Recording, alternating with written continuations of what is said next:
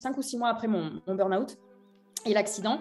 En fait, j'ai tout arrêté. J'ai lâché mon boulot, j'ai lâché mon appart, j'ai vendu ma voiture, j'ai vendu le cheval que j'avais à l'époque et je me suis barrée aux États-Unis. En fait, j'ai toujours eu la trouille à chaque fois. C'est-à-dire qu'il n'y a pas des fois où je me suis dit, ouais, c'est bon, j'arrête tout et je me casse, c'est trop facile. Et tout. Non, non, pas du tout. J'étais comme as, quoi. Tu vois, en mode, mon Dieu, comment je vais faire financièrement? Mon Dieu, toute ma famille, tu sais, qui a payé mes études et tout, bah forcément, attends, on t'a payé les études, on a fait ça. Ce qui m'a énormément aidé, c'est le nombre de formations et d'accompagnements que j'ai fait, en fait, que j'ai reçus. Et c'est dur, en fait, de se dire, ah, bah, j'ai encore ce plan B, donc en fait, je passe pas vraiment à l'action parce que, bon, au cas où, etc. Mais non, en fait, pour que quelque chose fonctionne, faut brûler tes vaisseaux, tes bateaux, tu vois. Faut vraiment brûler les bateaux derrière toi en mode, bah, soit il y a un endroit, tu sais que t'es bien, mais t'arrives pas trop à sortir de ta zone de confort, et bah, quitte cet endroit, va dans un autre cabinet que tu connais pas où ça va peut-être moins bien se passer, mais du coup, ça va te bouger.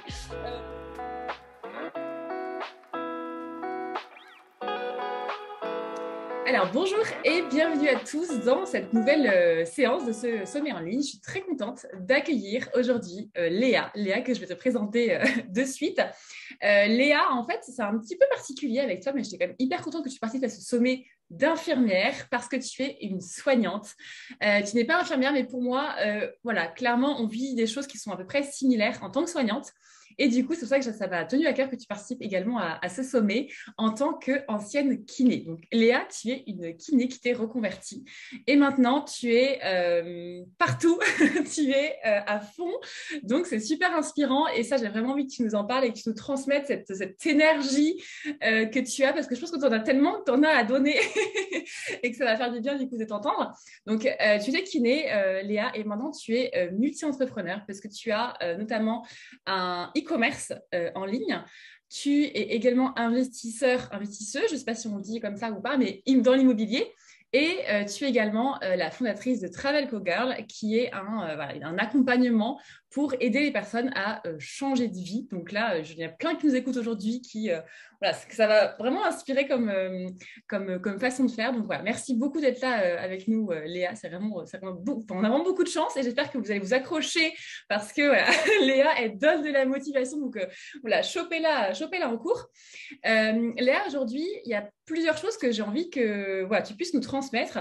Notamment, c'est nous raconter un petit peu comment, en tant qu'ancienne kiné, donc ancienne soignante, tu as fait pour dire stop, tout simplement, pour dire stop et justement pour passer à l'action et créer tout ce que tu as créé, parce que c'est juste incroyable. Et deuxième chose, avec ton recul maintenant, parce que ça, je trouve ça hyper intéressant, de dire comment est-ce qu'avant, j'aurais pu un peu plus m'écouter. Donc ça va vraiment voilà, bien concerner tous ceux qui nous écoutent aujourd'hui. Donc voilà, il y a des étudiants, des infirmières, des infirmiers de tout âge. Donc voilà, bienvenue à toi Léa en tout cas. Est-ce que tu avais autre chose à rajouter pour ta Non, c'est bon, ben, merci beaucoup Charlotte. Alors attends, on va faire question par question, je t'avoue, parce que mon cerveau, moi j'ai une mémoire de poisson rouge, donc on va faire question par question. Mais déjà, merci beaucoup de m'avoir invitée ici. Je suis super contente de pouvoir aider aussi des infirmières, puisque mes deux meilleures amies sont infirmières.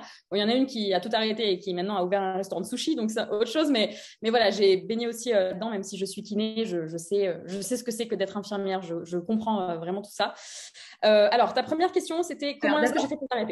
Comment tu as fait, ouais, comment tu as su en fait, c'était le moment de passer à l'action déjà? J'ai fait un burn-out.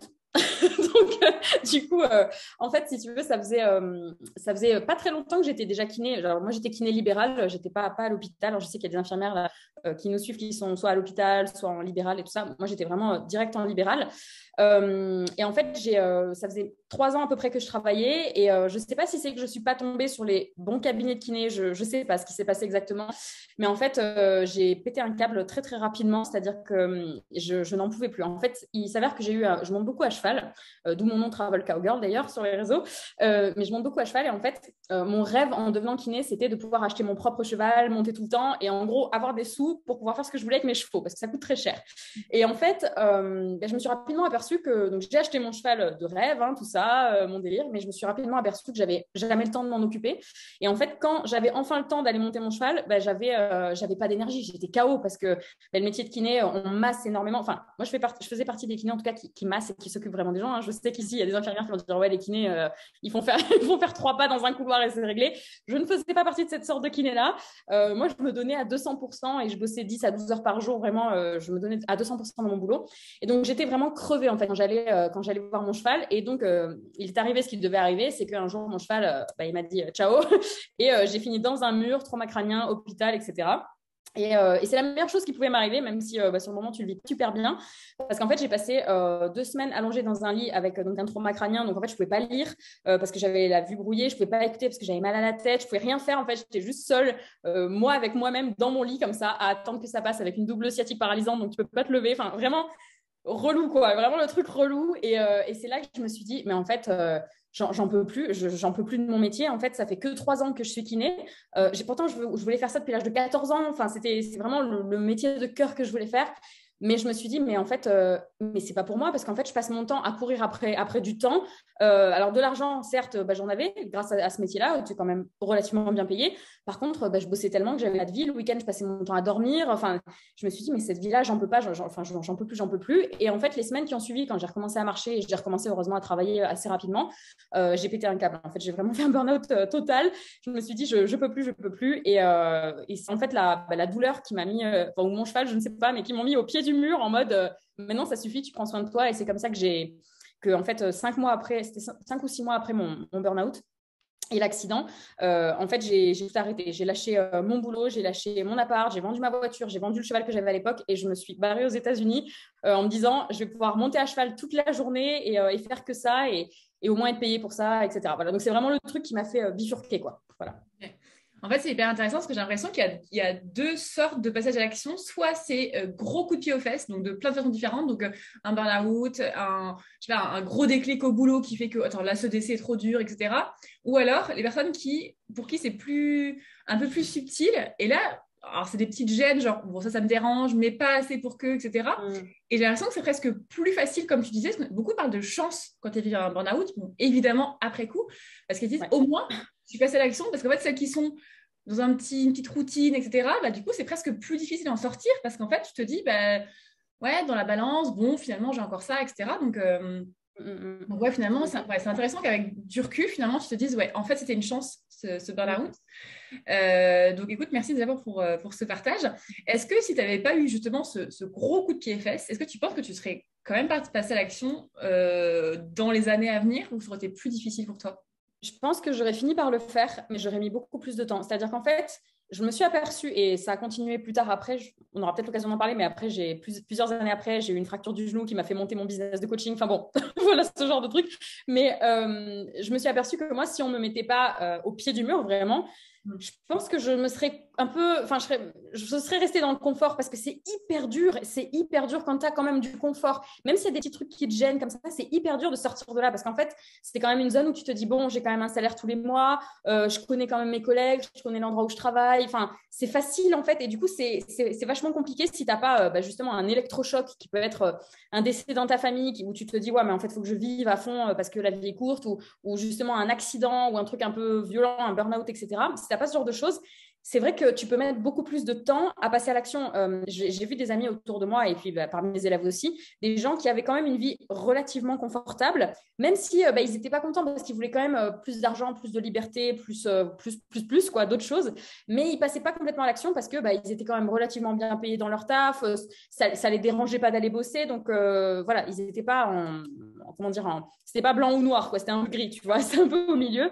Et effectivement, c'est beaucoup plus difficile de sortir de sa zone de confort. Attention, c'est pas une excuse non plus, mais c'est beaucoup plus difficile de sortir de cette zone de confort-là. Le confort, pour le coup, ça peut te faire passer 50 ans comme ça, t'as pas le temps de cligner les yeux et puis ça y est, t'es à la retraite et en fait, t'as pas fait ce que tu aurais voulu faire simplement parce que t'es resté dans ta zone de confort, quoi. Et justement, qu'est-ce que tu leur recommandes à tes élèves qui n'ont pas un burn-out ou quelque chose d'assez violent?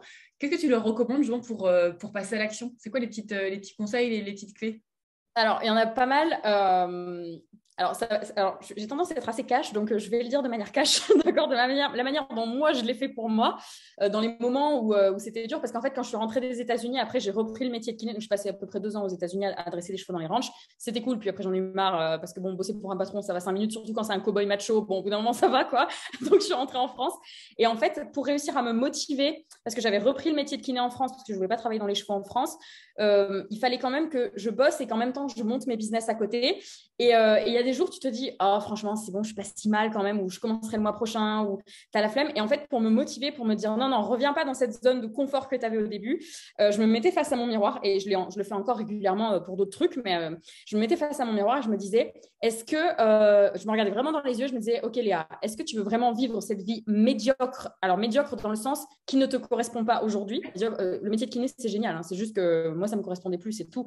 Mais vraiment, est-ce que tu veux continuer à vivre cette vie médiocre pour les 50 prochaines années et regretter toute ta vie après? Et donc, en fait, je me mettais des petits pics dans l'ego comme ça, en mode, c'est vraiment ce que tu veux faire. Donc, en fait, vivre une vie moyenne, simplement parce que tu as peur, en fait, ou parce que tu as la flemme, ou parce que tu es fatigué, ou parce que tes potes sortent et que tu as envie de sortir alors que tu devrais travailler. Enfin, voilà, je me mettais vraiment des trucs comme ça. Alors, c'est un peu en mode bootcamp, tu vois, au taquet, mais c'est ce qui a fonctionné, en tout cas, sur moi.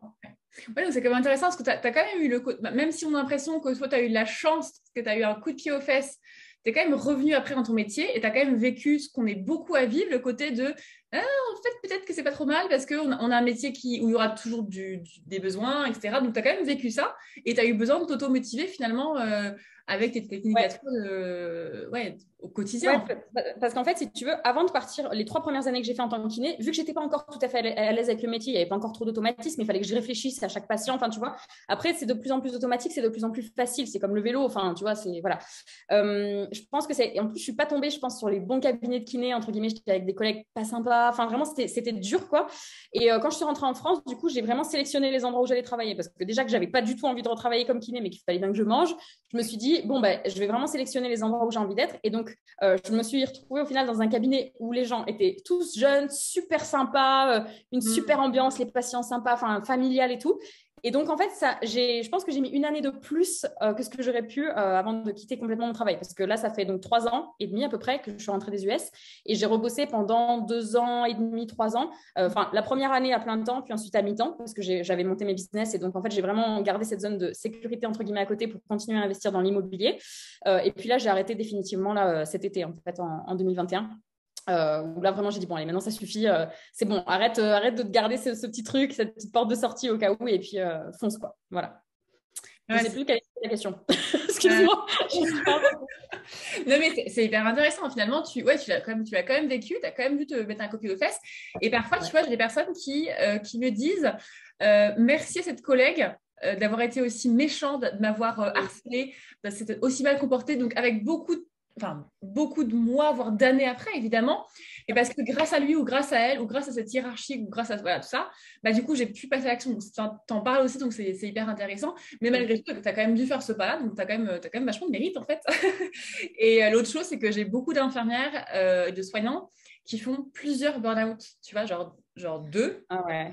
Et en fait, tu te dis, bah, une fois, déjà, c'est déjà un gros coup de pied aux fesses.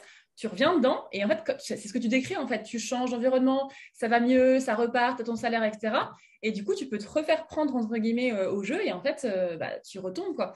Et parfois, c'est le deuxième coup qu'on se dit, OK, là, en fait, ça va pas, ça va vraiment pas. Ouais, c'est vrai que c'est dommage d'en arriver là, en fait. Donc c'est hyper intéressant de tous les matins te dire, OK, est-ce que c'est ça que je veux? Nous, ce qu'on fait beaucoup, c'est, j'imagine que évidemment que tu fais aussi, c'est la visualisation, donc en fait, de te faire un tableau avec tous tes rêves, etc. Et ça, je le dis à beaucoup de personnes qu'on accompagne, de dire, mais fais ton tableau, mets des photos, mets ce dont tu rêves vraiment.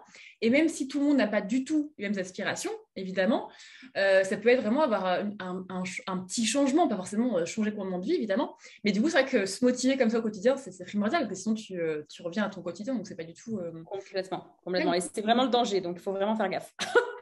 C'est clair. Ouais. Et du coup, comment tu as fait, toi tu as un peu répondu, mais tu vois, je pense que ce que tout le monde ressent en t'écoutant, c'est punaise, ça a l'air trop bien, mais ça fait trop peur. Comment tu fais?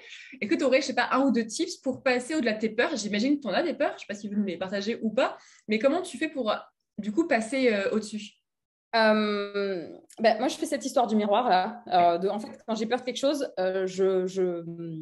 en fait, j'ai toujours eu la trouille à chaque fois. C'est-à-dire qu'il n'y a pas des fois où je me suis dit, ouais, c'est bon, j'arrête tout et je me casse, c'est trop facile et tout. Non, non, pas du tout. J'étais comme as, quoi. Hein. Tu vois, en mode, mon Dieu, comment je vais faire financièrement? Mon Dieu, en plus, toute ma famille, tu sais, qui a payé mes études et tout, forcément, attends, on t'a payé les études, on a fait ça. Ma grand-mère qui me le rabâche à chaque fois que je la vois, ouais, mais je t'ai quand même payé ta prépa kiné, hein, machin. Bon, voilà, tu vois. Donc c'est hard, enfin vraiment c'est dur. Mais en fait, comment dire, si je n'avais pas réussi à devenir libre, donc après moi je suis devenue coach et tout ça, si j'avais ce qui pour moi est une liberté extraordinaire parce que je voyage dans le monde entier en faisant ça, enfin voilà, et ben en fait c'était soit je réussis à faire ça, soit je deviens libre, soit je préfère mourir en fait. Parce qu'en fait le premier burn-out que j'ai fait, où tu sais juste après mon accident où j'étais un peu en mode bon qu'est-ce que je vais faire de ma vie, j'avais une vraie sensation de vide et c'est pour ça qu'en fait j'ai décidé de me reprendre en main et de partir aux États-Unis, entre guillemets de fuir la situation parce que j'avais vraiment cette sensation en fait je ne suis pas utile, en fait le métier que j'ai fait me plaît pas assez, en fait pourquoi je suis sur Terre, tu vois, vraiment avec cette sensation de mais en fait ça sert à quoi d'être sur Terre si c'est pour faire ça toute ma vie alors que ça me passionne pas et vraiment je me disais en fait soit je change complètement tu vois à 180%, 180 degrés pardon de voix, soit je préfère mourir en fait. Mais vraiment, hein, j'étais dans cet état d'esprit-là. Et aujourd'hui, tu vois, comment dire, ma citation, mon truc, mon slogan un petit peu, c'est vivre libre ou rien. C'est-à-dire que on y va, on fonce ou on fait rien, ou autant mourir, quoi. Enfin, tu vois, vraiment, je sais que c'est un peu dur comme mot, mais en fait, j'ai jamais eu réellement besoin de me motiver enfin, après, si, hein, au quotidien, etc. Mais je veux dire, sur les plans d'action un peu long terme, tu sais, en mode, voilà, mon but à terme, c'est de vivre libre, d'être coach, d'avoir mon ranch et tout ça. J'ai jamais vraiment eu besoin de me motiver pour ça sur le long terme parce que je savais que je préférais, soit je fais ça, soit je préfère mourir, encore une fois. Tu vois, et c'était soit je vis à fond, soit à quoi ça sert de vivre, tu vois. Et donc, en fait, les petits tips qu'on peut utiliser, il y en a des milliers, parce que j'étais un million de choses, mais par exemple, d'écouter, d'avoir comment dire, un univers qui va être axé changement, c'est-à-dire d'écouter des podcasts, des vidéos. Alors ça, c'était tous les matins quand j'allais bosser comme kiné, tu vois. C'était que ça le matin, parce que j'avais du mal à me lever, surtout quand je suis rentrée des US et qu'il a fallu que je reprenne mon taf, et je montais mes business à côté, donc je bossais très tard le soir jusqu'à minuit sur mes business, et toute la journée comme kiné, enfin, j'étais fracassée, j'étais épuisée. Donc le matin, quand il était 6 heures que le réveil sonnait, que c'était le matin où je pouvais un peu bosser aussi sur mes business, j'étais en mode j'ai trop la flemme. Et je me mettais direct des vidéos, tu vois, du Tony Robbins, que j'ai fait ses séminaires d'ailleurs aux États-Unis. Tu vois, des choses vraiment motivantes, de la musique motivante. Je m'entourais de personnes motivantes. Toutes les personnes qui venaient me dire ah non, mais tu devrais pas faire ça. Ah, gna, gna, gna. Je les ai mises de côté, en fait, même si c'est de mes amis encore aujourd'hui, mais je les ai mises de côté pendant quelques années, le temps de créer tout ça, parce qu'en fait, j'avais besoin de toute mon énergie, de toutes mes ressources pour réussir à sortir de là, quoi. Et voilà. Donc après, il y en a plein. Hein. Il y a aussi d'avoir en fait, ta motivation, elle va venir de ton moral. En fait, si tu es démoralisé, tu vas avoir aucune motivation. Et ton moral, il va venir de ton énergie. Et donc, ton énergie, et c'est ça que j'ai compris assez tard, mais je l'ai quand même compris, et je l'utilise toujours aujourd'hui, c'est que ton énergie, il faut vraiment en prendre soin. Et donc, pour en prendre soin, tu as plein de façons. Déjà, une bonne alimentation. Alors, ça ne t'empêche pas de faire un McDo de temps en temps, on est OK, mais je veux dire, une bonne alimentation, de travailler sur la confiance en toi pour te sentir un peu plus apaisé. Donc, lire des bouquins, faire des coachings, etc. De boire aussi, de boire de l'eau. Alors, je sais qu'en tant qu'infirmière, vous le dites à tous vos patients, mais est-ce qu'on le fait vraiment au fond nous-mêmes? D'accord. Donc, voilà, de bien boire de l'eau et de kiffer aussi, d'avoir des moments de kiff. C'est-à-dire que quand on est, par exemple, encore infirmière et qu'on veut monter son business dans peu importe quoi, d'ailleurs à côté, vous changez de table, etc., on n'a pas trop de marge de manœuvre, surtout si on a des gamins au milieu, etc., pour avoir du temps pour nous. Mais il faut absolument se faire kiffer. C'est-à-dire, si vous aimez, bon, moi je parle de monter à cheval parce que c'est mon délire, mais si vous aimez monter à cheval, le yoga, j'en sais rien, voir vos copines, faites les trucs qui vous font kiffer, qui vous font monter en énergie. C'est-à-dire que quand vous rentrez de ce moment-là, vous avez encore plus d'énergie et de bonheur qu'avant d'y être allé. Ces moments-là, peu importe ce que c'est, ça peut être de lire un bon livre avec un thé, enfin voilà, trouvez les trucs qui vous font kiffer et focalisez aussi votre attention là-dessus pour vraiment avoir une bonne énergie. Donc tout ça, ça fait un énorme combo. L'entourage est très important aussi, l'entourage qu'on choisit. Et c'est pas parce que votre mec il fait que vous tailler que voilà qu'il faut absolument le quitter. C'est pas grave, hein, mais c'est juste faut apprendre à gérer le truc et donc augmenter un peu la confiance et l'estime qu'on a de nous-mêmes par d'autres moyens pour justement être un petit peu comment dire imperméable à ce genre de choses. Et donc en fait c'est comme ça qu'on va pouvoir avoir un meilleur moral et donc un meilleur mental aussi et donc on va pouvoir passer plus facilement à l'action. Voilà, je ne sais pas si ça répond à ta question, mais… Vraiment, donc déjà, c'est identifier qu'est-ce qui, moi, me donne de l'énergie. Et après, du coup, en fonction de ça, forcément, tu parlais de monter à cheval, mais si c'est, je sais pas, aller se balader en forêt, en fait, passer à l'action, quoi, ne pas dénigrer ça et ne pas se dire, quand j'aurai le temps, j'irai prendre soin de moi et j'irai aller en forêt, quoi. Donc, je pense que ça, sur le groupe Facebook, on va faire ça dans le groupe Facebook pour le sommet, là, on va se faire un challenge en mode, qu'est-ce qui, toi, te donne de l'énergie pour balancer un petit peu tout ce qui… tout ce qui nous correspond et aussi s'engager, parce que je sais quand on l'écrit, ça nous engage aussi, quand on dit moi c'est ça qui me donne de l'énergie. Après on se trouve un peu con de se dire en fait pourquoi je le fais jamais en fait pourquoi est-ce que j'en profite jamais quoi. Donc top, merci beaucoup Léa pour ça.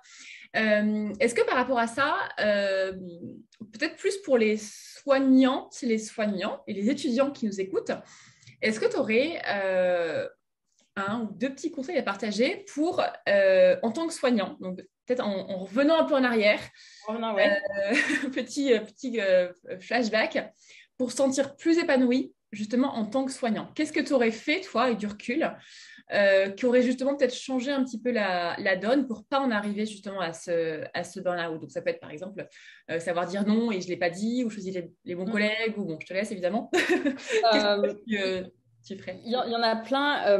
Je pense que c'est focaliser sur le futur et sur ce qui peut changer. Alors, je sais qu'on dit souvent focaliser sur l'instant présent, etc. Ça, c'est pour se sentir bien au quotidien. Donc, ça, c'est une façon de faire. Moi, ce qui m'a énormément aidé, c'était de visualiser. Donc, apparemment, tu le fais faire dans tes formations de toute façon, mais de visualiser et d'y penser tous les jours à ce que je voulais voir changer. Et vraiment de se dire, il y a une phrase que j'aime bien en ce moment, c'est que s'il y a une situation qui ne te plaît pas, bouge. Tu n'es pas un arbre. Donc, juste bouge, quoi, tu vois.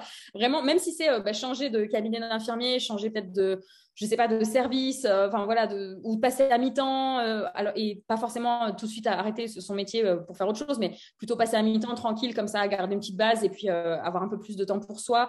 Je sais que c'est ma meilleure amie infirmière qui avait fait ça aussi. Elle était passée d'abord à mi-temps et puis ensuite elle a pu arrêter, mais voilà, elle l'a fait tranquille. Moi, c'est exactement ce que j'ai fait aussi. Moi, c'était plutôt pour continuer à investir dans l'immobilier à côté, pour avoir mes prêts vu que les entreprises étaient trop jeunes.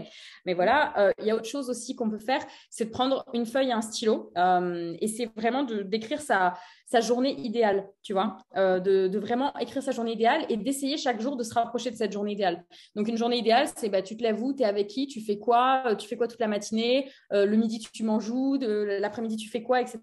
Et aujourd'hui, j'ai alors, c'est pas le mot chance que je vais utiliser parce que franchement, je me suis donné pour arriver là, mais aujourd'hui, j'ai la chance d'avoir cette vie idéale, tu vois, que je me répétais dans la tête, qui était le matin, de me lever sans réveil, de bosser sur mes business, des choses qui me font tellement kiffer et dont je suis l'unique responsable et on n'a pas à me dire ce que je dois faire, etc. Je déteste avoir un patron, c'est juste pas possible pour moi. Donc vraiment de faire ce que je veux le matin et puis le midi de manger des super plats, d'aller au resto, etc. Et toutes les après-midi de monter à cheval, d'aller me balader, de faire du sport, de rebosser en général. J'aime trop travailler, donc je le fais. Mais en fin de journée, de bosser, en général, c'est le moment où je prends mes coachings, tu vois, donc faire des coachings et puis le soir me faire un super film avec mon mec, tu vois, sur un grand écran, un machin comme ça. Et en fait, cette journée idéale là, je l'ai rêvée pendant longtemps parce que j'avais pas de temps pour vivre. En fait, là, les années même de démarrage d'entrepreneuriat, c'était hard, mais j'étais tellement en mode je veux cette vie-là, je veux cette journée idéale là, etc. Que c'était important. Et autre chose, un autre tips, et ça, je vous le conseille, mais à 2000%, et c'est ce que j'ai fait, c'est de se former et d'être accompagné, en fait. C'est-à-dire que quand tu essayes de changer de vie comme ça, alors des fois, je crois que toi, tu aides les gens aussi à changer juste d'activité au sein même d'infirmière. Voilà, c'est pas forcément tout plaquer et puis partir faire le tour du monde. Hein. Changer de vie, ça peut être juste changer quelques aspects, etc. Mais moi, ce qui m'a énormément aidé, c'est le nombre de formations et d'accompagnements que j'ai fait, en fait, que j'ai reçus. Donc, il n'y a pas eu que Tony Robbins aux États-Unis, il y en a eu plein. J'ai fait plus de 40 formations, en fait. Bon, moi, j'ai fait un délire assez haut parce que je fais beaucoup de choses différentes. Mais voilà, du e-commerce, de l'immobilier, de l'affiliation, plein de trucs. Mais vraiment, juste de se faire accompagner, en fait, et d'être avec des personnes qui sont comme nous, c'est-à-dire qui ont envie de changer, mais voilà, c'est pas dramatique si on ne change pas tout du jour au lendemain. Enfin, qui ont envie et qui vont vraiment comprendre notre situation, et avec un coach ou un formateur qui va vraiment nous accompagner là-dedans, la transition va être tellement plus simple que si tu es toute seule chez toi et que tu essayes de changer et que tu n'y arrives pas, quoi. Enfin, c'est trop dur tout seul. C'est vraiment trop dur, quoi. Voilà. C'est intéressant. Est-ce que tu es OK? Parce que moi, j'en parle beaucoup, mais c'est vrai que du coup, quand je suis toute seule à le dire, j'ai l'impression que c'est pas pareil. Est-ce que tu es OK avec moi que tout à l'heure, tu parlais de ta vie idéale? Donc, moi, j'ai fait cet exercice-là et puis je l'ai aussi atteint. Donc, en fait, on est d'accord que c'est juste dingue. Mais est-ce que tu es d'accord qu'il y a un délai entre les deux qui est long, forcément? Et en fait, c'est difficile, cette lenteur, en fait. Et je pense que c'est à ce moment-là où, en fait, on se dit, punaise, attends, elle me parle de sa vie idéale, elle est gentille, mais ça vient pas. Et c'est à ce moment-là, justement, où tu peux un peu te baisser les bras. Et c'est vrai que moi, j'essaie de le dire, je le dis souvent, je le dis, mais en fait, OK, il faut écrire sa vie idéale, être très précise, il faut tout faire pour l'atteindre. Je l'ai atteint, donc c'est possible de le faire. Toi aussi, Léa, tu en parles aujourd'hui, donc en fait, c'est vraiment possible, mais soyez avertis et sachez que avoir ce timing, c'est mois, voire ces années avant d'y être, en fait, et il faut le savoir déjà. Il faut le savoir pour ne pas baisser les bras entre-temps, quoi. Tout à fait. Et de toute façon, la patience, alors c'est un truc, je pense que toi et moi, on n'a pas trop. En général, je pense que dans nos personnalités, on n'est pas très, très patiente comme personne. Mais en fait, ça va, c'est aussi l'école de la vie. Hein, ce que vous allez vivre dans votre aventure, que ce soit de changer de métier ou de devenir entrepreneur. Je ne sais pas ce que font les infirmières qui sont avec toi, mais c'est vraiment l'école de la vie. Et en fait, tu vas avoir, comment dire, il va y avoir tout qui va être fait pour te tester. Et il y a une phrase que j'aime beaucoup qui dit que le monde n'est pas assez fou pour récompenser les gens qui ne sont pas vraiment investis, qui ne sont pas assez déterminés. Donc, en fait, tu seras, entre guillemets, récompensé si tu le prouves. Alors, tu peux dire je sais pas, à l'univers, à Dieu si tu veux, ou à toi-même. Enfin, bon, tu t'en parles à qui tu as envie. Chacun ses croyances. Mais je veux dire, voilà, le monde, il n'est pas assez fou pour récompenser des gens qui, entre guillemets, ne le méritent pas. Donc, en fait, si tu es quelqu'un qui n'est pas patient, et ben, tu vas apprendre la patience, en fait. Et là, tu mériteras d'avoir ça. Mais moi, entre le moment où je me suis dit, c'est plus possible, mon métier de kiné, j'en peux plus, et le moment où je suis devenue vraiment libre, que ce soit géographiquement, financièrement, etc., il s'est passé 4 ans, tu vois. Donc, après, bon, moi, c'est que j'avais des énormes attentes. Donc, c'est normal que j'ai peut-être mis un peu longtemps, mais ça demande toute une réflexion. Puis, il va falloir faire une introspection de vraiment qui on est pour vraiment savoir où on va aussi. Et ça prend du temps. Il y a des trucs qui ne sont pas agréables parce qu'on va revenir un peu dans... Voilà, je vais un peu loin, mais c'est quand même réel dans les blessures qu'on a dans notre vie, etc. Ça peut être plein de choses, l'ego, etc., qui ne veut pas écouter un formateur. Enfin, il y a plein de choses comme ça par lesquelles on va devoir passer pour pouvoir grandir, pour en fait que notre état d'esprit, notre mindset, en fait, vienne mériter ce qu'on veut, en fait. Voilà, tout simplement. Carrément. Tout simplement. Non, c'est la galère, mais vous allez y arriver. Voilà. Mais c'est intéressant que tu parlais de 4 ans. Moi, c'est pareil. Moi, je dis 3 ans. C'est vrai que c'est toujours un peu dur de le définir, mais moi, c'est pareil. C'est 3 ans. En fait, tu te dis, mais c'est quand même long. Et quand tu es tout seul, bah, c'est dur. C'est encore plus dur. Donc tu as raison, pas être seul et s'entourer et avoir les bonnes personnes qui nous entourent parce que sinon, ils peuvent justement nous retenir et c'est encore plus long. Donc, ça, je suis carrément OK. C'est sympa d'avoir une autre personne qui le dit, donc c'est cool. C'est vraiment chouette.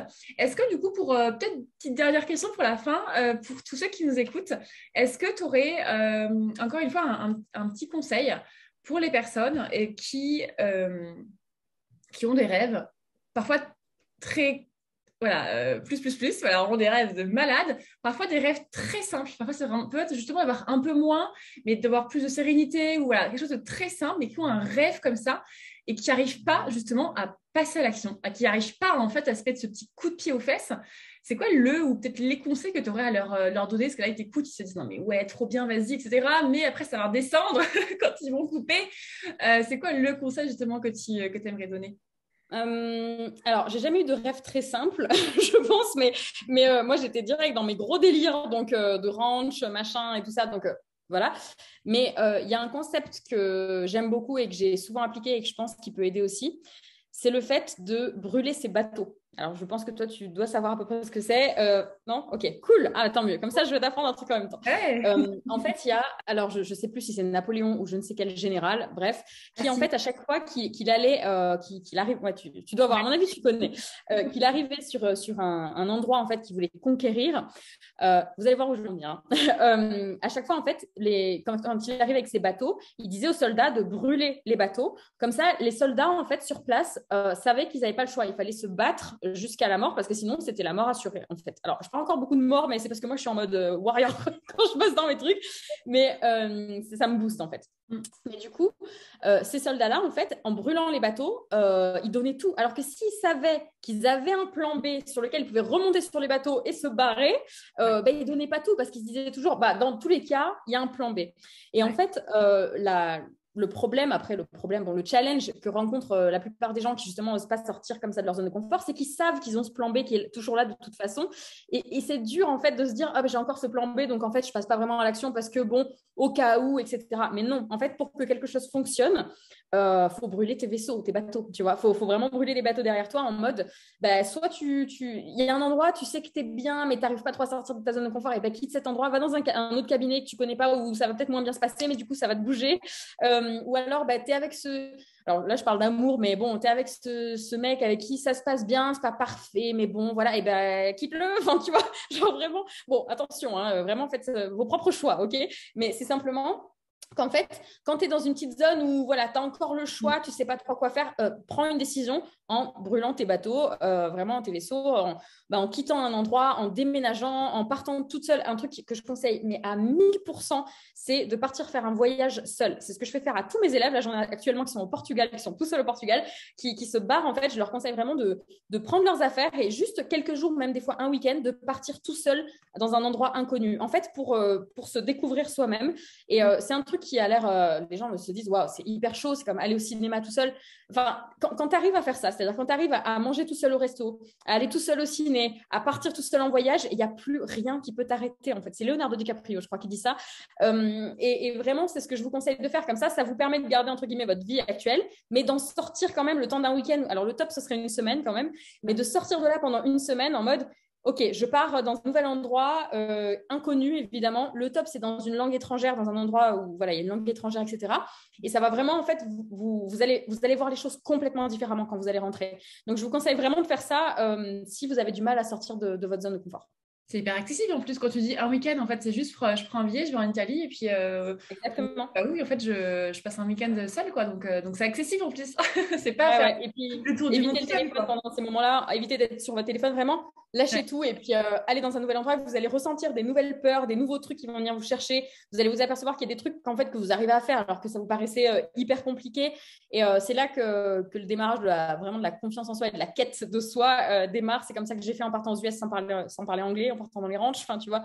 Et je pense que c'est vraiment le meilleur apprentissage qu'on puisse avoir pour démarrer. Trop bien. Merci Léa, merci beaucoup.